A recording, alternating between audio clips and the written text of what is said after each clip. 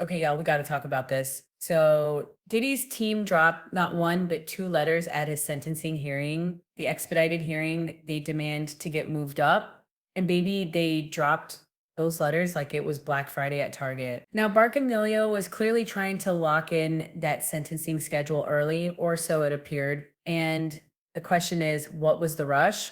What's the emergency mark, right? Is Diddy trying to preheat the oven before the judge even picks the temperature? Now, listen, there's a couple of reasons for that. There was a letter dated July 8th, 2025, and it was submitted to the judge and outlines that what both sides have agreed to in terms of timeline. Mark said, Your Honor, the parties have met and conferred and agreed to the following schedules for sentencing, post verdict motions, and submissions of offense conduct to the probation office. But here's the part that made my legal spidey sense tingle. Present, Gina, the and no defense longer has a proposes voice that who the will probation pursue office justice provide for the her parties with a accusation. pre-sentence investigation As of report the or a taken against PSR Diddy, on or before no August expansion of the 29th, investigation, 2025. no That's over isolation a month orders, before the no sentencing equipment hearing access, scheduled on October. no Now, if you suspension guys of don't attorney remember, the communication. night before they asked for something on September 22nd, then they moved it back to the original date of October 3rd. Now, okay, and they wanted that. Now that's not normal. It's not normal urgency. That's the we need time to spin this PSR like a DJ Khaled remix urgency.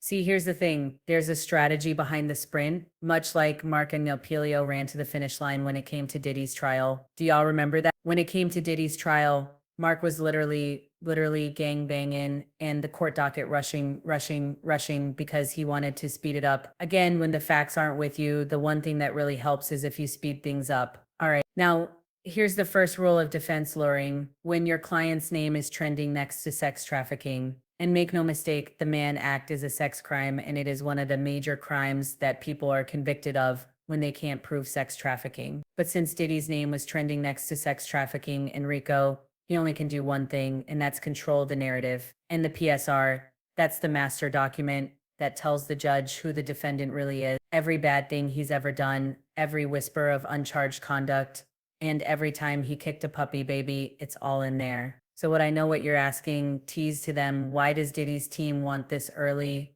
Because they're not trying to read it, they're trying to reframe it. If the PSR says he ran a mini empire of manipulation and mistreatment, the defense wants to preempt that with their own fairy tale. You know the one. He's a tortured genius. He's misunderstood mogul. He built schools in Zimbabwe with Shira bottle. They need time to challenge the language, draft a sob story sentencing memo, and flood the court with character letters from assistants, nannies, and seal his friends on payroll. They're also trying to basically block whatever glow up the government is. But so here's the thing. The government was mad they lost, and they should be. That loss was humiliating, but it also just showed that the jury was idiots. That's my opinion, people. It's my opinion. But let's go back to that letter and keep reading. Gina, the government's objections to the PSR be filed on or before September 12th.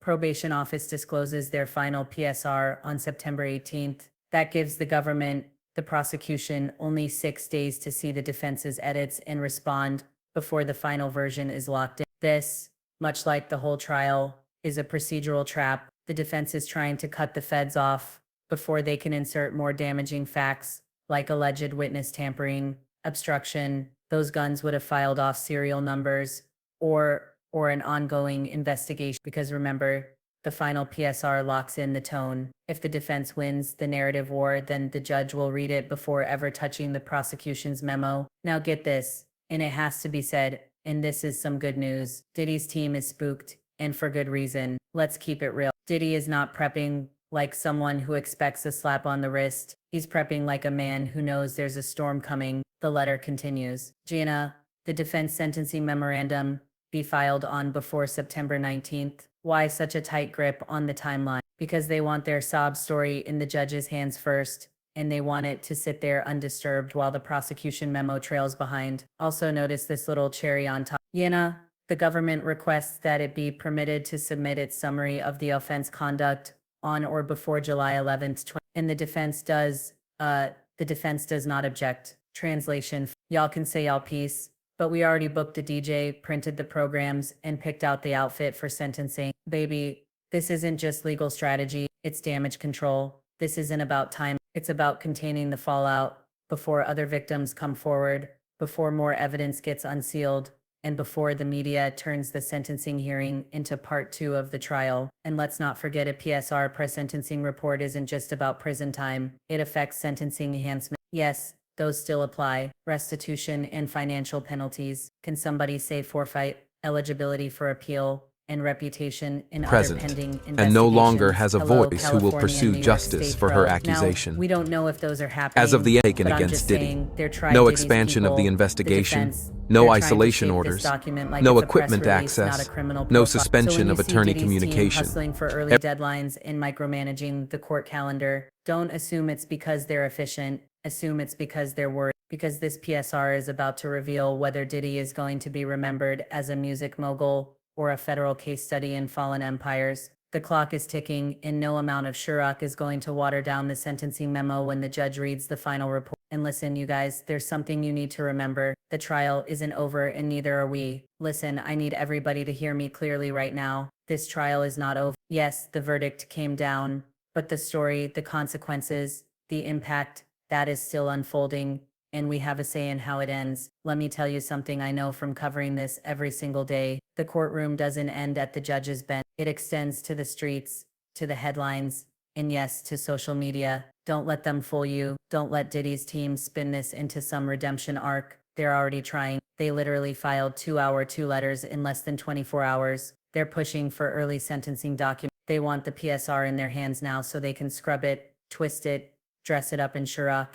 and crocodile tears, and sell it back to the public like it's the truth. And why? Because they know the narrative is still in play. They know people are watching.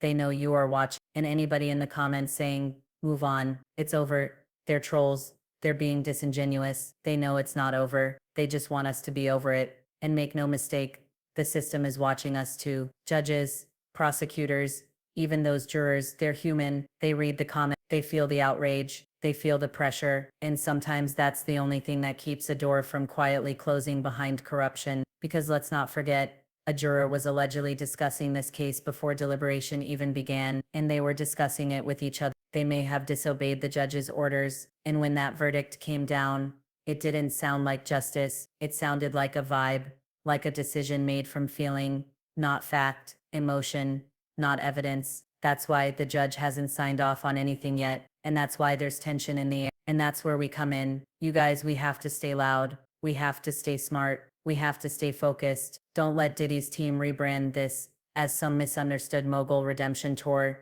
Don't let them weaponize Black culture to protect Black predators. Don't let them drown out the victims for press releases, gifting sweets, and cash-stuffed envelopes. Because if we go silent now and we disengage, just because the jury said not guilty, we're telling every survivor, every whistleboy, every scared employee, you were right to stay quiet. No. Not here and not now. We're not giving Diddy the last word. So if you're tired, rest, but then get up and keep talking. Keep posting, keep questioning, keep dismantling the illusion brick by branded brick, because this trial might be over on paper, but in the court of public memory, baby, it's just getting started. Anyway, y'all, let me know what you think in the comments. Y'all think this trial, you think this Mark Agnelio hurry up thing, do you think that's gonna work? I mean, it did work the first time, but you know what? Let me know what you think in the comments. I'll talk to y'all later. Bye.